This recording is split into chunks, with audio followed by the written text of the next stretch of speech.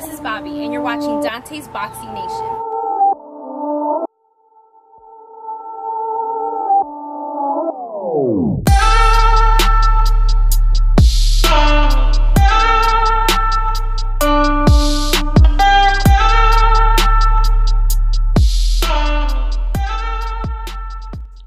Dante's Boxing Nation, what's going on, guys? So the man who's pretty much been promoting Gennady Golovkin since the beginning of his career, Tom Loeffler, he has just clapped back at Dan Rafael, that's ESPN's Dan Rafael, and a couple other reporters that reported that Gennady Golovkin was parting ways from Tom Loeffler. I made a video reporting on it as well, but the original report came from Dan Rafael, and that's the first person that Tom Loeffler responded to on Twitter. This is what he had to say to Dan Rafael.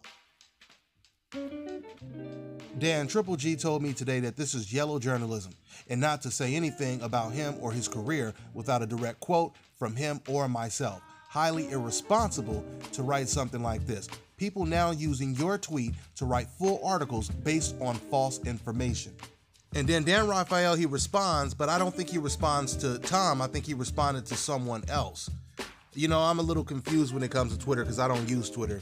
I mean, Twitter is linked to my YouTube account, that's all. It automatically reposts my videos on my Twitter account, but I don't use Twitter.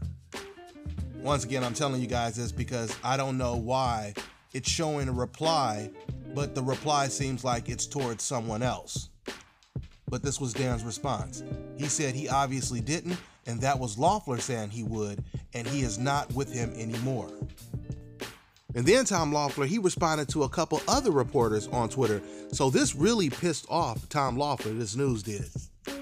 He responded to one guy on Twitter, and he told him, he said Andre Ward lost 3 times trying to get out of his contract with Goosen.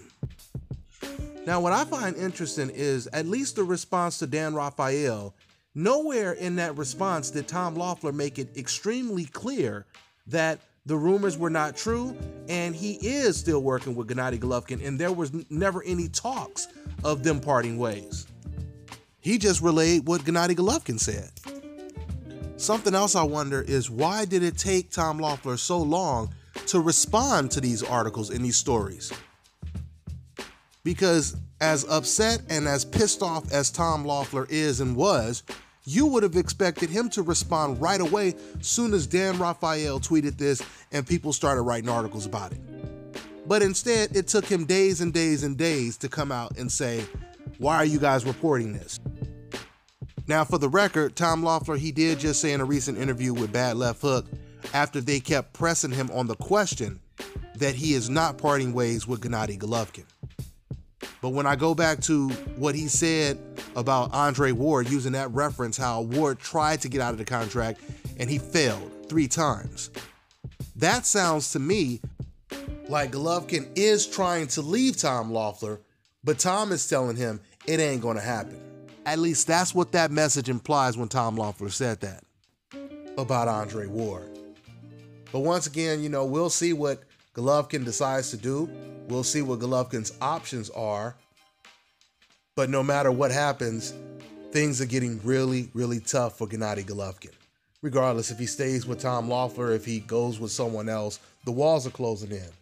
And if what Abel Sanchez said is correct, Abel is Golovkin's trainer, he said that Golovkin plans to fight at least 2 to 3 more years. If that is the case, that means he's going to have to fight tough competition eventually, which is something that Golovkin has been trying to avoid for quite some time. The only fighters he wanted to fight was Canelo Alvarez. And it's funny when you think about it because a lot of fans, they were saying Golovkin, the reason why he's not fighting the Charlo brothers or Demetrius Andrade is because he's old now. Now Gennady Golovkin is supposed to be over the hill, but yet he fought against Canelo Alvarez. So when fans say stuff like that, that implies that Gennady Golovkin, he feels that Canelo Alvarez is an easier opponent than a Charlo, a Demetrius Andrade, or even a rematch with Danny Jacobs. If fans feel that Golovkin wasn't too old to fight Canelo, but he's too old to get in there with dangerous fighters like Charlo and Demetrius Andrade. Once again, like I've been telling you guys in my previous videos, now that we've seen Charlo's performance against Matt Karloff, and you have so many fans saying that Charlo ain't that good and he's overrated, he's overhyped. Well, the WBC, they ordered Golovkin to fight against Charlo next. Let's see if Golovkin agrees with these fans that said that. Because if he doesn't take the fight, he completely disagrees with the fans that said that.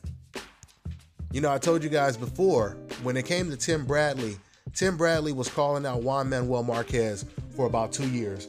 Marquez avoided Tim Bradley, did not want to fight him. Soon as Tim Bradley had a bad performance against Ruslan Provodnikov, all of a sudden, Marquez had a change of heart and he wanted the fight. And he took the fight right after the Provodnikov performance. It's funny because this situation is analogous to the Jermall Charlo situation. Just like Tim Bradley, Charlo, he had been calling out Canelo and Golovkin for quite some time. Soon as Jermall Charlo has a bad performance against Matt Karloff, the fans, they say he's garbage, he's overrated, he really wasn't that good, he doesn't deserve to fight Canelo now, but yeah, Rocky Fielding deserves to fight him. Let these decafs tell it. They contradict themselves at every turn.